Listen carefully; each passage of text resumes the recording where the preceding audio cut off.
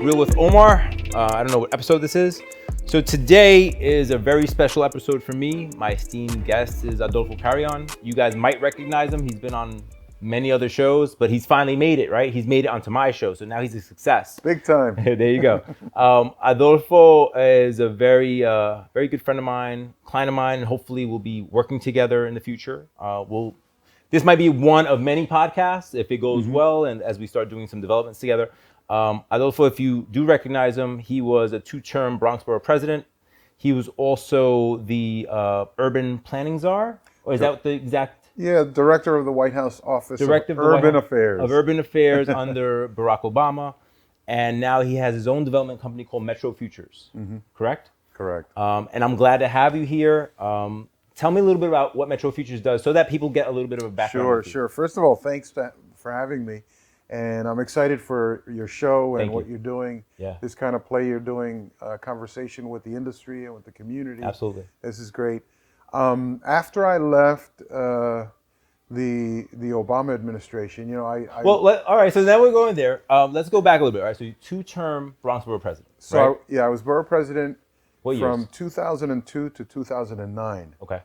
And before that, I was a member of the New York City Council. So I represented a district in the West Bronx that included Fordham Road, Morris Heights, the Grand Concourse, that whole western section of the Bronx, where I was also, prior to that, a district manager of a community board. Wow. And I'm a city planner by profession. I worked at the Bronx Office of City Planning. I was a school teacher. So, I've done a lot. Omar. And it's been a great lead up to where I am today. Right. And when I left the White House, I was Deputy Assistant to the President and Director of the White House Office of Urban Affairs. And what was that experience like? You got to kind of pinch yourself every morning when you walk into the White House. Right. And you're going into the Roosevelt Room, which is right next to the Oval Office. Nice. Where the President sits. Right. So while you're meeting at 7:30, all of the key staff come in, and there's a how busy is that? rapid fire environment. Right. How busy is that? Like, when do they start their meetings? So everybody is at the White House late 7:15. Wow. Yes. Ready to meet, ready to go. Yeah. No, you're up. You get used to getting up at 5:15, 5:30, rifling through the news. Did you relocate to Washington? I was living in D.C. Brought the kids down. They were in school there for a year and a half. A really good thing for me. It was a great experience for everybody. My wife worked for the Justice Department. Right. She was head of a national office of sex offender management and tracking. Wow. And right. Crazy stuff. Yeah. She stayed after I left Washington, D.C. Okay. I came after a year and a half. I came back to New York to work at HUD. And I was the regional administrator for New York and New Jersey. And I brought the kids back with me. And he's a Bronx guy. And I'm a total Bronx guy. I've been a Bronx guy since 1969 when we moved to our first house. And I know we're going to talk about real estate and the importance of that, because that move was very big for our family. But anyway, I spent about 2 years as regional administrator for HUD. And for those members of the audience who don't know what HUD stands for, it's the U.S. Department of Housing and Urban Development. It's a federal agency that was created in the late 1950s to deal with urban poverty, affordable housing, a huge crisis. There was an expansion of urbanization, especially in the northern industrial cities. Right. People were moving from the south. They were moving from Puerto Rico. So we had to figure out ways to finance them. How do you support this population, this workforce that's moving into America's cities? Right. You do it through housing authorities, building. Planning. Yeah, and a lot of planning. Yeah. Just a quick tip. In 2008 to 2010 or 2010, during the height of the crisis, the mortgage crisis, HUD or FHA loans were about 95% of the liquidity in the market at that time, which is how crazy it got when the subprime crisis, when it melted, the mortgage meltdown. Right.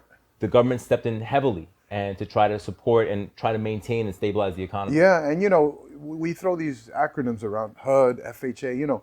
The Federal Housing Administration FHA was created as the bank right. to lend to first-time homeowners or people who People with less than perfect credit. Yes, Yeah, exactly. And people like I think one of the main reasons or catalysts for it was when the soldiers were coming back from the war, and they didn't have employment history, and they didn't have big down payments. That's right. But they wanted to give something back, to the people that came back, and they were like, well, we have to have access to be able to buy. They have pensions, they have this, but they don't have any. They were fighting in the war. Sure. And I think that was the first catalyst of when things started. And now it leads us to, 2012. Right now, I feel that the interest rates are artificially low. Yeah. To kind of maintain stability during this pandemic, and that's exactly kind of where we're at with it. And it looks like they're going to stay low for a little while longer. Yeah, there was a little creep this Yes. quarter, but I think they're gonna adjust it and reestablish it, because I think they need it. They need liquidity. They need low interest rates, because they need the market to keep going. Yeah. And, and we know that running an economy and balancing budgets and doing all this stuff is both art and science. Right. And there's a lot of guessing for all the smart people that are in government and in business. You're really making bets. Right. They don't You're making know. educated guesses, Right. Right. They're trying their best to do what they can with the situation that they have. So when I left HUD, and after a long career in public service, I said, How long was the career in public service? So I started as a school teacher in the mid '80s, Okay. and I left government in 2012. That's 30 years. it's a long time. Well, I want to ask you one other thing. All right, so you're a school teacher. What, because I'm a really big believer in the next generation. They do what they see, right? So right now, a lot of kids, and when I say kids, I mean 13 to 18-year-olds. They're like, oh, I want to be a YouTuber, because they see that. Now, you were a teacher. And me being the age that I am, I never thought about public service, but I wouldn't even know how to start to get into that. So how did you delve from being a school teacher to becoming a councilman? Like, what happened? Was there something that happened, or? So the trigger for me was I was teaching a 7th grade, self-contained, bilingual class of kids arriving from the Dominican Republic and Central America and South America. And they were coming to the West Bronx, 184th Street and Morris Avenue. Okay. Middle school 115, intermediate school 115, District 10. And the principal came to me one day, and self-contained, for folks who don't know about this terminology, is when you have all the kids all day and you teach them 5 subjects. All day, right. And I did it in 2 languages. Wow. So that was, it's good to know more than one intense. language. Yeah, That's it was intense. very intense, but we became like a family. Right. And the principal brought in the chair of architecture and engineering from City College. Okay. To talk to them. Dr. Salvadori. You remember his name? Yeah, great guy, because he became a good friend of mine. And he came in to talk about urban planning and the physical city to kids, introduce them to, the city they live in, right? Pipes Why and do you wires, have trains? Why do you have this? all the buses, stuff right? that makes a city, right? Right. And then the principal asked me, would you be interested in doing kind of a test curriculum based on the physical city? And I said, let's do it. These kids are 12, 13-year-olds. They should know this. I have a hard time keeping their attention. So we transformed the curriculum. We taught all 5 subjects through the lens of the physical city. Okay. And they had urban planning students, architecture students coming and working with me and my kids. Oh, wow. We toured the city's infrastructure with the kids. Oh, okay. We went to see the inside of the commercial towers in Manhattan. Not the elevator, not the fancy lobby, but the guts of the building, the rooftops, the pipes and wires, the heating plants. The infrastructure. We right. went to the subway system and left the platforms and went inside. Into tunnels? Yeah, in the tunnels. Wow. I mean, we did real stuff. We went below the Jerome Park Reservoir, took an elevator down, it was almost 14 stories into the ground. Wow. To see these gigantic pipes that supply the water into the city of New York. Stuff that I hadn't seen. Right. But it transformed their lives. Right. And we had a lot of fun doing this, because we opened up the session by, what happens when you flush the toilet on the 6th floor of your apartment house on 187th Street, and Walton Avenue? the stories that these kids came up with about where the water goes, where it comes from, who pays for all this stuff, how it all happened, was hilarious. But it triggered in them a curiosity. They learned about the history of the city, about how New York was born, a city of commerce, how the city was just below Canal Street. That was just It was actually below Wall Street, and there was literally a wall. And then it grew, and then there was this street grid that Governor Clinton, laid out when he was an engineer, that included Central Park. It blew their minds. And then we introduced, when the subway finally came into the Bronx, into their neighborhood, the history of the Grand Concourse. All of this triggered in me personally, as a young teacher, an interest in city planning. And I said, look, I can affect so many more people's lives outside of this classroom. I have these kids' attention. I have, 28, 30 of them. I could impact their neighborhood, their borough, their city, their life. So this is a pivotal point. I just want to touch critical. on this. So basically what you're saying is that your level of consciousness was eye-opening. Was opened, right? So you're conscious of the ability of what change you could actually make was open because you started here in this microcosm. Yes. And then you saw how big it was, right? It blew my mind. And I had an opportunity to go get a master's degree in urban planning. Beautiful. And to get a scholarship to do it because HUD was program. trying to diversify the lily white elitist urban planning Are you going to mention Robert environment. Moses or no?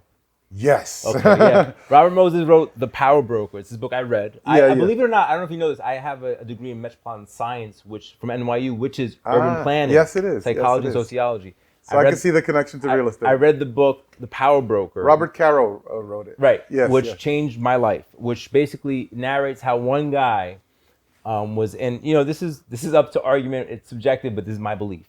One guy was able to try to keep certain races and classes contained, self-contained almost, like that word you said, the class, by making the highways with the overpasses a little too small so the buses can get out. The Cross Bronx a little too thin, so we couldn't. And the eminent domain that came through, that tore through the neighborhoods for the Cross Bronx, completely destroyed the middle of the Bronx. Made it super small on purpose. Made the LIEs overpasses too small on purpose to try to keep people of a different color within certain areas. The Wantagh Parkway, the Southern State Parkway, all of those parkways leading out to the regional parks and beaches, and the only ones that were there at the time. Yeah, right. You couldn't get out unless you had a car. Right. Which is a certain amount of financial independence. Absolutely, right? And it was a very malicious, cynical approach that he had. He was definitely an elitist, but he shaped the city, and the industry and this profession knew that. That most of the people in urban planning are people who have the luxury of thinking about the future of society, the benefit to the majority, from their ivory towers. Exactly. Yeah. So I benefited from HUD stepping in and saying, you know what? We can change it. We're going to pay for black and brown urban people to come into this profession. And really, I got a full freight and a living stipend, and I was able to take 2 years of my life and become a full-time student, come out and work for the Department of City Planning. And I came back to the Bronx office. Right. I was housed in the Bronx office, and that's when I connected to the neighborhood in the West Bronx, because I was a liaison, or I was working with a community board. I was putting a plan together, and this is a community that got burnt out and destroyed in the 1970s and 80s. The 1977, look it up, especially the young people, the Bronx is burning? 1977 World Series, when Howard Cosell is calling the Yankee game, and he turns to the world who's listening and says, because we used to have those blimps hanging over with the shot of the neighborhood, right? And he's, they're panning, and he says, ladies and gentlemen, the Bronx is burning. Yep. And you could see the fires. And these were fires that were lit intentionally by owners of real estate to basically collect on insurance and leave the get out city of there. because the city, they were leaving Dodge. They Right, were right. escaping from what was a very difficult time in urban America. But all of that to say that all of this really piqued my interest. I went to graduate school. I did that. I worked with the Department of City Planning. I then became a district manager of a community board. And while I was a district manager, the people in the community kept saying, you should represent us in the city council. You're doing the job of a councilman. Right. And so I had no interest in politics. I didn't belong to a political party. Okay. I was an independent, you know. Kids married yet or no? No, I was still single? Still single. Okay. And just getting started. And then I got married. I had my first daughter. And I ran for city council in 1997. I started as a city council member in 1998. And after one term in the city council, I ran for borough president. And why? Just being nosy. My hunger for hurrying up and changing things. Okay. I had no patience. I'm Well, looking the thing around. is, right, so the light switch turns on, right? Yes. Then you go get educated Yes. on how this all works. Right. And then you're like, oh shit, let's Yeah. change shit, right? Yes. So that's really Yes. what it was. That's really now what your it level is. of consciousness is open and you're like, yo, I can do something and about you this. and like I have to hurry up, right? So because there's this, Martin King used to talk about the fierce urgency of now. I was going to use that word right now. Don't Urgency. wait till tomorrow. Urgency, yeah. And I tell that to the young people that I talk to often, and as you can imagine over my career, I've done a lot of graduation speeches, visiting classrooms, talking to high school students, college students. And I often ended with, do it now. Don't wait. Don't wait to be an expert. You're going to make a mistake. Experts make mistakes. Right. The smartest people in the world are making mistakes constantly and learning from those mistakes. The best teacher is a mistake, a failure. Oh man, I fell down. Well, let me dust myself off and let me figure out, why did I fall down? And I won't do that again. And Yeah, there you go. Yeah, you'll fall down for another reason. Absolutely, right. You'll find another reason to fall down. But like you learn, as long as you're learning from your mistakes, You're then- adding value every Right, time. Adding right, value yeah. every time. So, don't hesitate.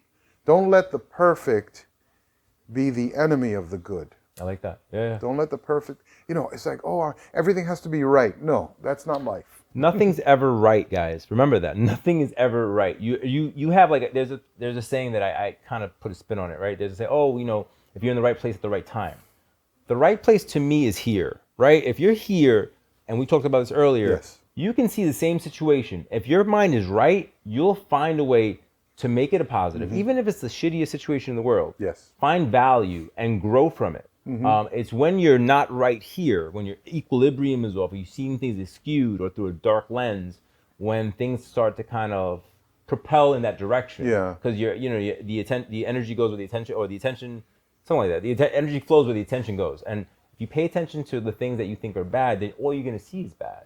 It's almost like, I think that not just the youth, I think all of us have to understand that we can reprogram ourselves if you're conscious of what you're trying to do, and then you follow the steps to what you think you need to execute to become who you want to become. You have to, it's a conscious effort. It doesn't happen by mistake. People say, oh my God, he's an overnight success. Yo, my guy has been grinding for 8 to 10 years. You know what I'm saying? Like you were able to work at the Obama administration, but you had service with the for how many years? Many years. Right? Yeah. So In fact, I met the senator, future president, before he was a senator.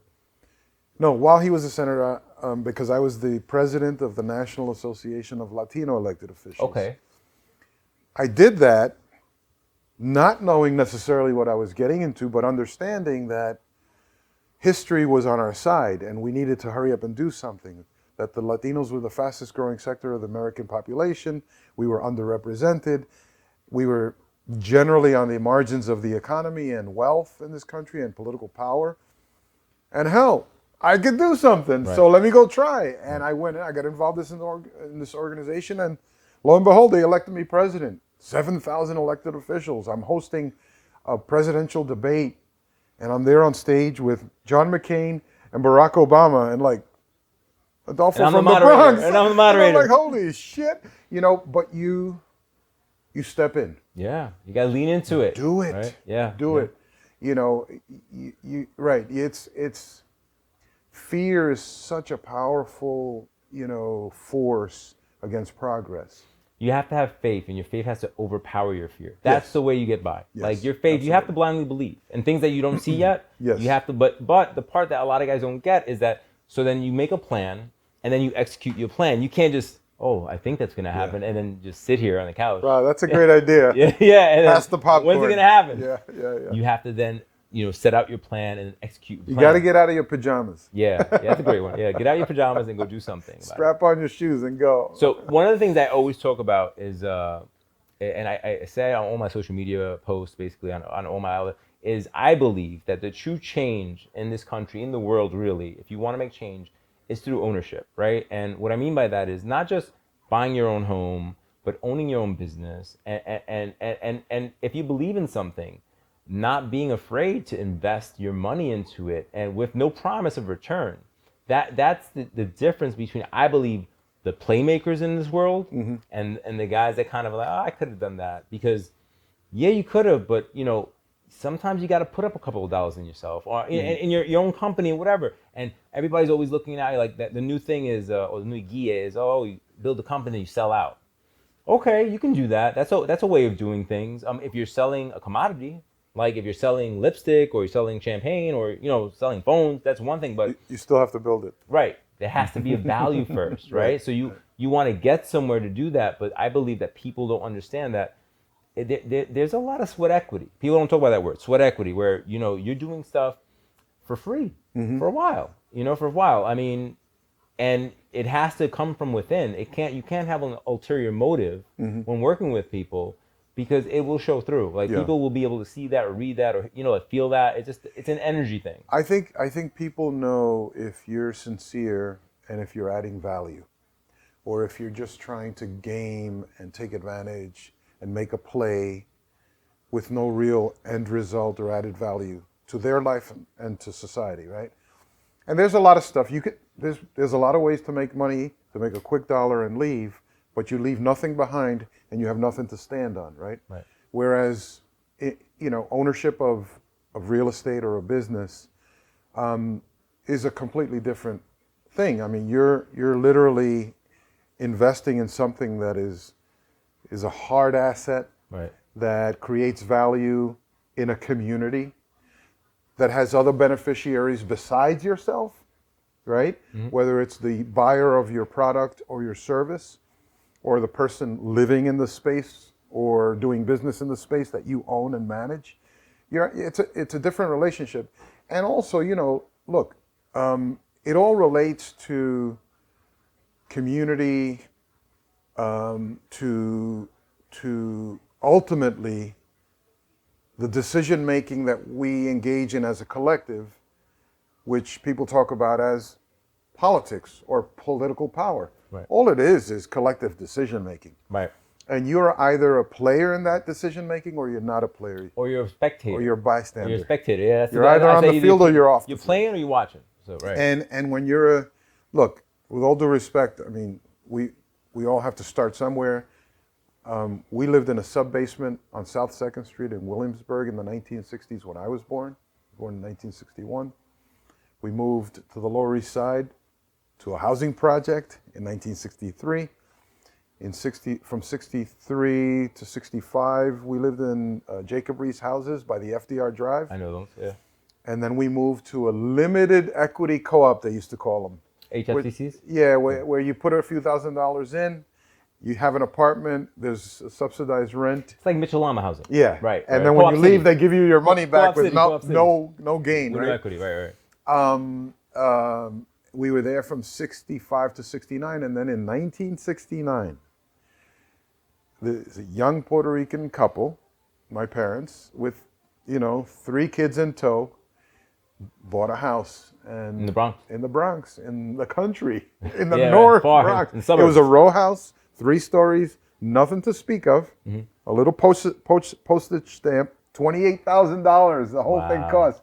You can't even get a down payment on a house for that much. And that was the beginning of becoming a stakeholder Right. in ownership, in the neighborhood, An equity owner, taxpayer. which changes your whole thinking of your mindset of anything.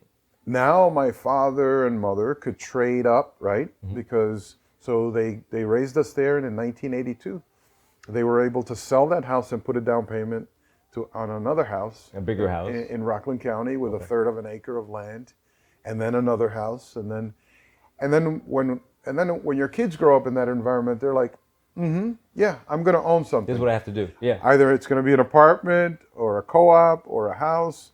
Right. They're on the ladder. They're The on mindset's there. Yeah, the mindset's there. and you create the culture of I ownership. think the belief level's there too. I Yes. think that's a big thing for our culture. Belief levels are important. I think people tend to not believe. And I believe if we're going to deep dive into Latino Hispanic culture is that it's a little more submissive. And, sometimes, I don't know, I remember my mom telling me when I was growing up, oh, don't talk about those things. Like, I'm going to buy this, I'm going to buy that. Well, don't talk about that. And I'm like, no, but I believe that. But in that generation was like, no, don't talk about that. It's out of our reach. Yeah, we shouldn't talk about that. Yeah. Section 8's good to us. I'm like, no, it's not. I don't want, we start butting heads about that. But that was, my mindset was different than hers. But, then again, she came from Puerto Rico with no English, and, she was just trying to make it. So after she reached some level of equilibrium, she was like, oh, we're good here. I don't have to, I'm not scared anymore. I can, breathe. Which goes back to that balance thing you were talking about earlier, right? Yes. When you're out of equilibrium, you're not thinking clearly. You're falling in a certain direction or another. But when you're in balance, you have time to look up and look around and say, okay, let me make some decisions about my destiny. What can I do? Yeah, what can I do? And I think as migrants, when they came over, right, they will take any job, live anywhere. They had to. So right, so their ladder, their stability was on one level, and their belief level, because they came from such a deficit of having anything, that they were like, this is good. And I'm like, well, I started here, I want to go here. Where I don't know what my kids are going to be thinking, because they're like, I believe my kids, because I didn't have anything, I try to give them everything. They went to private school. Your kids went to private school. They're in private colleges right now, and I went to public school. I went to NYU at the end, but I got into a program for minorities, and I was subsidized. I just finished paying my student loans a few years ago. I was heavily subsidized, but it gave me the opportunity to see that part of the world and then really open up my consciousness. And I keep saying that because I really believe that once your consciousness reaches certain levels, you'll be able to make very big changes in the world because you know how it all kind of works. And at the end of the day, if you wrap it all up, I mean, it's really about being a stakeholder in this experiment. And it's a unique and very young experiment, what we're playing with here in the United States. It is the youngest democracy on the planet, Right. The oldest democracy, one of the youngest nations, outside of all, a lot of the independence movement nations that were born, recently in Latin America and Africa, and some in Southeast Asia. But this is a young country. We're 236 years old, less than 240. Yeah, people don't understand that. I mean, you go to Europe, you're talking about Thousands of years. Yeah. But to be a stakeholder here is key, and you have to do it by building your family's wealth, building businesses. You have to do it by putting your money up. That's the one part. People, I think, look, guys that really start at the lower levels, and I might get some backlash about this, but I truly believe this. Like, guys that really start like in the projects, right, and stuff like that, and they want to buy like an expensive belt or have a nice car. I believe that their limited self-belief and not knowing, their lack of consciousness of how it all works. They're like, well, I want to feel good about myself, right? So this car that I have is probably the closest I'm gonna get to it, right, but I want it. It'll show something to the right, world it'll about me. and themselves, they kind of self-credit themselves. And some people have jokes. They're like, oh, he was there, but and I don't disagree with either argument. But I can sit in either argument's seat and understand their perspective. Like guys, like some guys I've spoken to, like, look, man, look, I got this car because I think this is that's as close as I'm gonna get to it, right? I can't afford a Beamer. I refuse to, or a Mercedes, because for years I was paying college tuition for my kids, and those are the decisions. But it's hard, right? When you don't have the resources or the ability to, whatever things you can attach to yourself that tell the world something about you. You want to showcase it. Right. You want to put it out there. Yeah, people want, right, they align themselves with different brands because it makes them feel like people are going to look at them differently. And because, again, going back to consciousness and becoming and limited self-belief, where they think this is as far as it's going to go for me. So fuck it, I'm going to do this. Right. And one of the reasons of this episode is for people to understand that there's a big fucking world, right? And the internet, to me, has changed everything. Information is fucking free everywhere, right? Like, even college now, to me, at this, and my kids are in college, so you're gonna finish college, guys. Yes. Like, the information's all out there. Like, if you really want to learn, you have to have a certain sense of intelligence to be able to sift through garbage. But there's just so much information. Well, I think part of education is understanding context and understanding history and facts, right? And not just going with any whim that any nut puts out there. I mean, that's the crazy part about the internet. Yeah, right, and all these conspiracy theories are based on fantastical notions that somebody just puts out there, and then people start to repeat it with no historical base or factual base, which is a very dangerous place. Yeah, yeah. So I tell young people too is college is one step. It's not a waste of time, and it's one step toward. You don't go to college to get a job. Well, that's the common. Well, I think in the 90s that was the conception, right? You go to college, a big company will take care of you, get a job there. Right. I think it's just another way of refining yourself so that you can really find out, and going back to that word again, raise your level of consciousness to the way the rest of the world lives. And become a lifelong learner, because then you can adapt to any environment, right, and you can do just about anything. If you want to professionalize yourself in one field, if you understand how we got here and how the mechanics of the world and the economy and politics and history, all of it works, then you can step in and you bring so much more value. There's a reason that there's not that many CEOs or great CEOs. Right. There's only so many people. There's only so many names that you'll associate with true success. Yeah, true, greatness. Right, true resonate with greatness. Yeah. And Jack Welch comes to mind all the time to me. I'm a big fan of Phil Knight because I read his story, and I believe he believes in the people more than the company at one point. That's what really kind of propelled Nike, where he believed, but it was more about the people, and that's what kind of resonated with people, and that's what kind of brought the brand up. And I believe the leaders that believe in their people more than their product. Maybe in the beginning it might not look like they're going to make as much money as they could, or they might not make it that quarter or that year or that decade. But the long game, when you invest in people, it becomes a whole different thing. Well, you're building an army, right? Yeah. And you're building a culture and a belief system. And if you look at the companies that really survive, that are not flashes in the pan, right? They create a movement. Yeah, they shape culture and thinking. Absolutely. And they have zealots. Right, they're employees of zealots. Yeah, absolutely. Yeah. They're believers. All right, so let me ask you a thing. What do you think? And this is like a charged question, but I want to hear your thoughts. What do you think us as Latinos need to do more of to change the narrative? And don't attack me yet.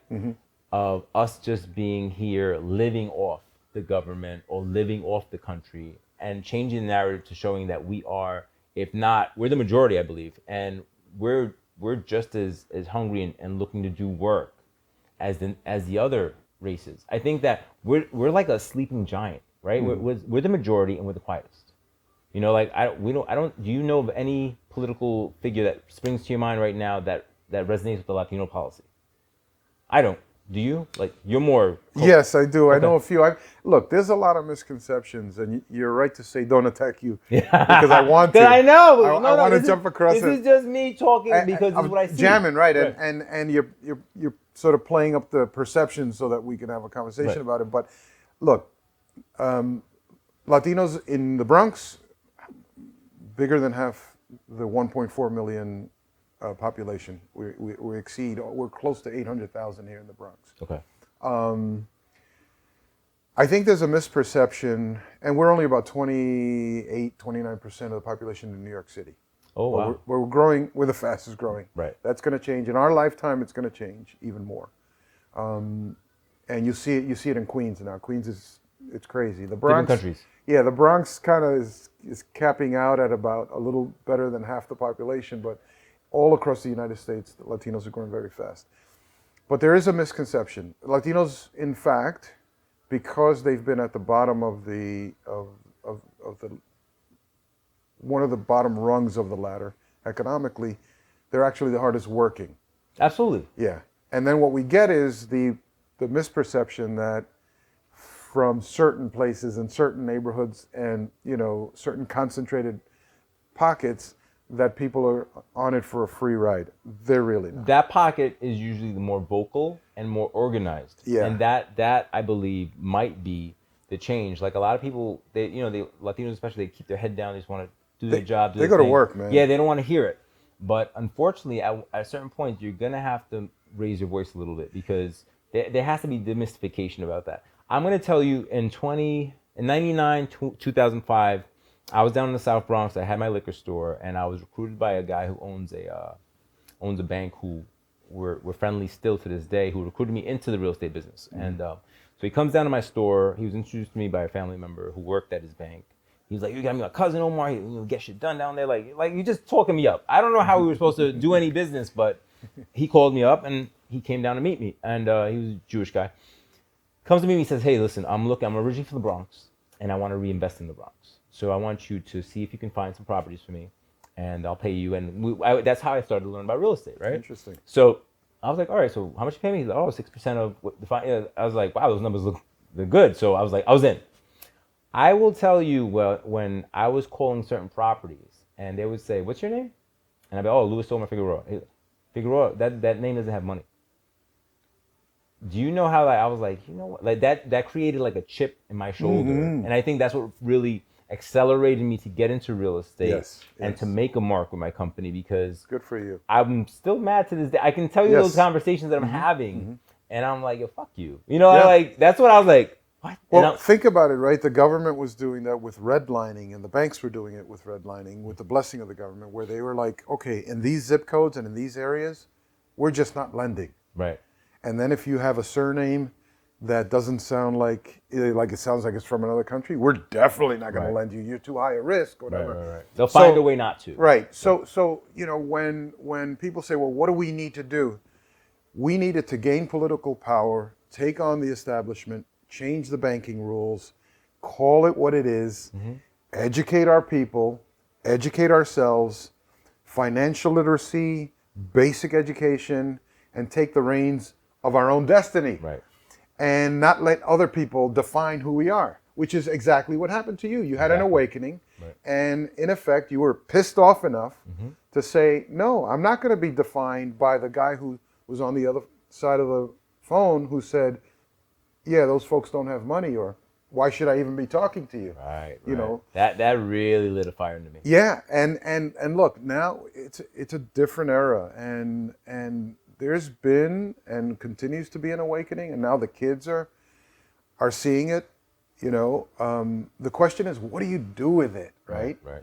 Do you sit back? Do you watch the world go by, or do you jump in and engage? In what manner? And in what manner? Right. That becomes the question. And look, you know, a lot of people just want to run a store, but they're even afraid of doing that.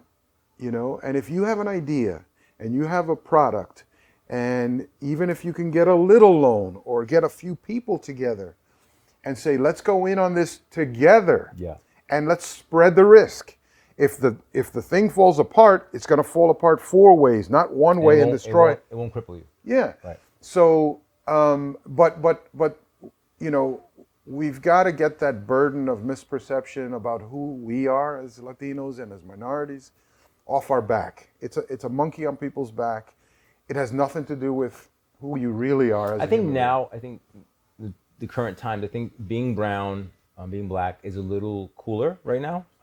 And I think people are starting to see things a little differently, but it goes back to like affirmative action, right? I don't believe. I think everybody should get a shot, right, based on their merit. But just because you got the shot doesn't mean you sit there and waste it. That becomes the argument I have with contemporaries. They're like, oh, we're not getting a shot because of this, or we didn't get this listing or this building because that. Like, well, listen, man. If you do get the shot, then don't waste it, or work as if, right? Work so hard that eventually they can't ignore you anymore. You're gonna outrun them. They can't ignore you anymore. They're gonna have to give you the shot. Listen, at the end of the day, if you come in well prepared, you can do business with just about anybody.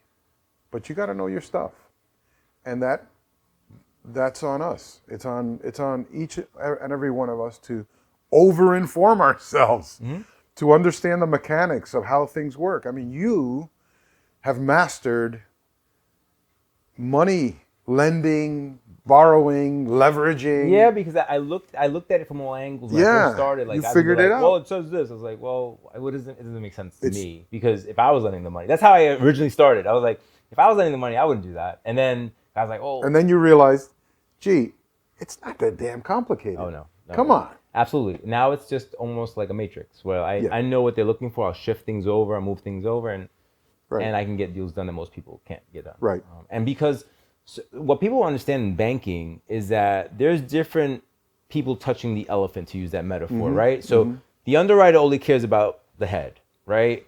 And the title person only cares about the leg. And the appraisal person only cares about the body. Like, so they're not all looking at the whole story. So as long as they see what they need to see on their story, we're good to go. Right. And that's I think that was the biggest awakening for me. When I kind of started putting that together, I was like, oh, that's okay?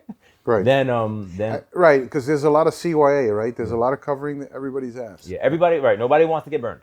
Right. So if you can see the deal and you say, okay, I satisfy your concern, and bulletproof it. your concern, we can structure this deal. Right. The risk is spread, right. You know. But again, you know, I go back to your question, you know, so what do we have to do? Education is the absolute baseline fundamental, and then financial literacy to be a player in the economy. You cannot be a player in this economy, even as a worker. Even if you're a salaried worker, you still have to know about borrowing, building credit, right?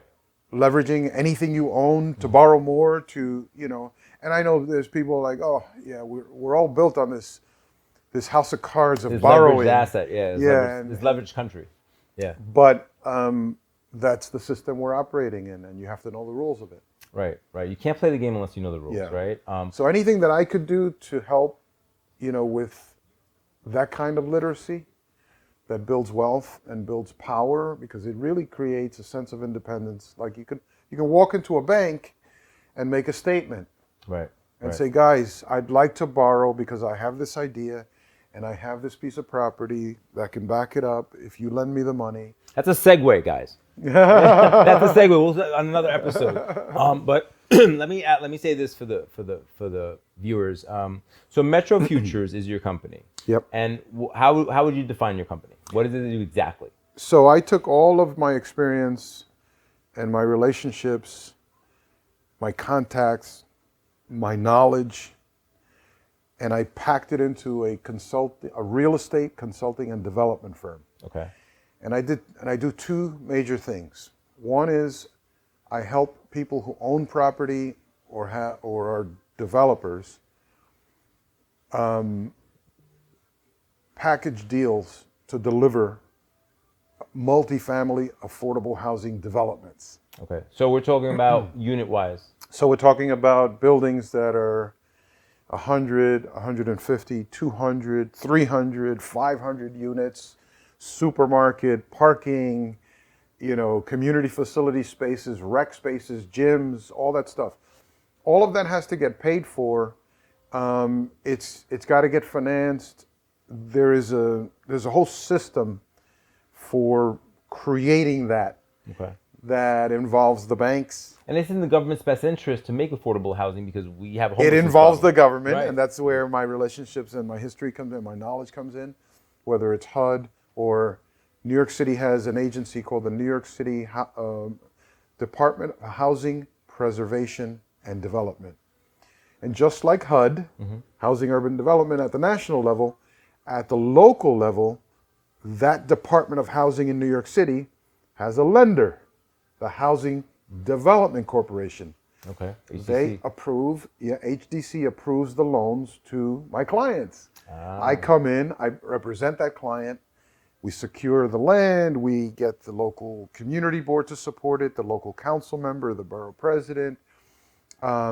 We put the budget together, I manage the team that develops the property, so I have engineers that I work with and architects.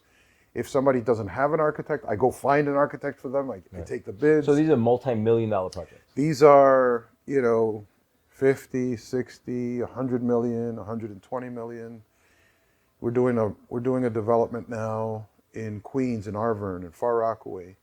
It's close to 600 units. Wow. It's more than $200 million. Wow. And it's financed by, it's going to be HDC. Beautiful. And, yeah. And it's a range of incomes. People think about affordable housing. You can have somebody making $45,000 a year, $40,000 a year, and somebody making close to $200,000. They all need affordable housing. Right. So I don't know if people hear this term AMIs, average median income. Right. And then everybody gets measured against the average median income in New York City or in the regions around the country. We provide housing that's affordable to a whole bunch of income levels. Yeah. Because technically you shouldn't be spending more than 30% of your income to keep a roof over your head. Right. And so many people are spending half their income or more just to have a house. Well, Manhattan is now with the pandemic, things are starting to come down a little bit, but at certain points it was elitist. You couldn't be there if you, and then Brooklyn became part two. Yes. Right? Out of control. Yeah. So Brooklyn, I remember doing financing on properties that were going up a couple of $100,000 in a year. I don't know how young people do it these days. Yeah. To get a new apartment. Their parents. Yeah. Quick answer. And now what I see in the Bronx, I see that starting to happen. A lot of speculation. And one of my jobs here as a realtor and a lender is we have a lot of people that inherited properties that don't. I get a little angry at them because they're like, oh, but no me costó nada. I'm like, yeah, but if it's worth this, then you should be paid this. Right. You don't take $300,000 because he has cash and you didn't pay anything for your house. But that's the consciousness we come back to. This is going to be labeled consciousness. This episode. The awakening. Yeah, because people have to understand that, man. What market value is. It's all about value. I was just going to say it's valuation. Understand what the value is in perspective, and I understand that you didn't pay anything for it, but if you have a family and stuff like that, then it's your fiduciary responsibility to try to enable them to get what they're supposed to get instead of what you deem to be enough, because the predators are out there. Your family, in a sense, are your shareholders, right? Correct. And you have to report to them and do the right thing. Well, they'll vote you out. Yeah, they might vote you out. Yeah. But my company, basically, we do that. So as a consultant, we package these deals. It's fee-based as a percentage of the total development cost. And sometimes I'll be a partner and I'll take some ownership of one of the deals I'm working on. And then the other is where I do my own deals. And those are way smaller than if you can 50 do million or 100 if you can do a 600-unit apartment building, then doing anything less than that should be easier. Yes. Right? It's all work. It's like me doing a loan for $200,000 or for $10 million. It's all work. It's just the numbers are bigger. Yes, that's all. You're more zeros, but the same amount of work. Same amount of work. Because you have to do it right and it has to be legal. Right.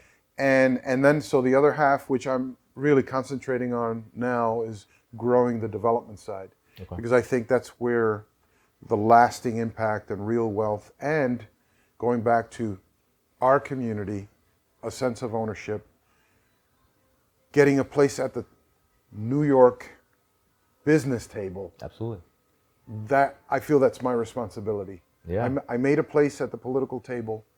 I want to make a place at the business table for our community. I love it. So that future generations can say, oh yeah, there's certain family names that are associated with New York real estate, and one of them is Carrion. I love it. Yeah. And that a kid growing up will say, yeah, I want to be that. Yeah, I want to You be like know? Carrion. Yeah, absolutely, absolutely. that's a And a brand. kid like me who has to call on a prospecting basis and never have somebody give him some sort of response to the one that I was subject to, which That's right. I made a mission to they're not they hear Luis Omar. Oh, okay, I know who you are. I had a friend who was a musician who created a band. It was in the 1980s, and the name of the band was Destroy All Monsters. And I was like, really? You're gonna name your band Destroy All Monsters? And Yeah, this was a hybrid of like heavy metal and Latin fusion craziness. something. It was a lot of fun though. Yeah, But the notion was there were these monsters that were keeping us back, that were lurking in the shadows. Hate, fear, racism, fear, yeah, inferiority complexes, all imposter syndrome, which is another concept of inferiority. poverty complex, this less thanism, and his idea was we gotta destroy those monsters. I was like, all right, you go ahead and do that. Right. But he had an interesting idea. Well, the monsters are real. They're it just real. becomes a factor of how do you want to make your change, and right, like I think what we can tell the viewers is like, especially younger guys that are on the come up, like be clear on your vision. Your vision might change, and that's okay, but your vision matures as you mature, because as your level of consciousness gets bigger, you know more. And there's a saying that says you don't know what you don't know. And as you learn more, you become more aware. I think Adolfo took a really big step into the political arena, and he sees things from a really observatory view in terms of the city. I'm more still kind of in the trenches on a transactional basis, where I kind of still see the the two sides, and sometimes it's not that friendly, and sometimes there's a lot of manipulation. Then sometimes there's predatorial real estate companies. I won't name them, but I'm in the trenches and I'm seeing that. Eventually, hopefully in the future, I'll my consciousness will change, and I'll find a bigger way to make a bigger impact.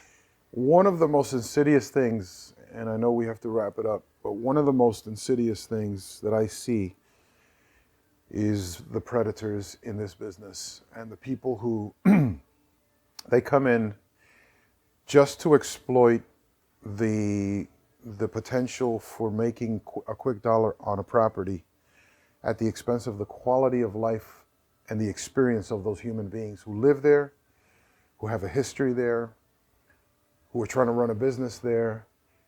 That to me is disgusting. It's borderline criminal. One of the reasons that me and you, besides doing work together, I think we kind of aligned is we have a situation where, like, I told my client, I was like, hey man, he had another offer, and we're in the middle of something now. But I was like, yo, what if it doesn't happen? I said, here's the real fuck you. This is what really is gonna happen.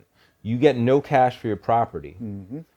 They lay you out in terms of they let the taxes accrue, and then their plans don't get approved, and then how do you fight them? What money do you have to go to court? I told them. I said, think about that. I said, I'm not a hater.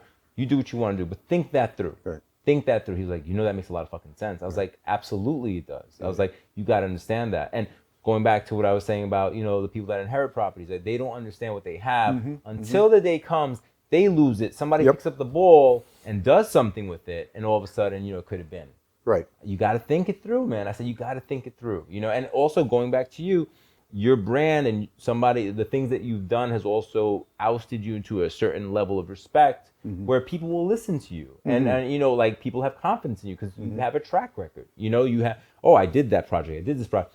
A lot of guys, especially in the development game, they get with an unsophisticated owner and lo explotan. They exploit them, they blow them up. And then later on, they'll sell it to somebody else. It probably themselves, but under another shell corporation. Right. When you build up over time a reputation, whether it's in business or in politics or in any arena of life, as a professional, as a human being, you the only thing you have is your reputation, right?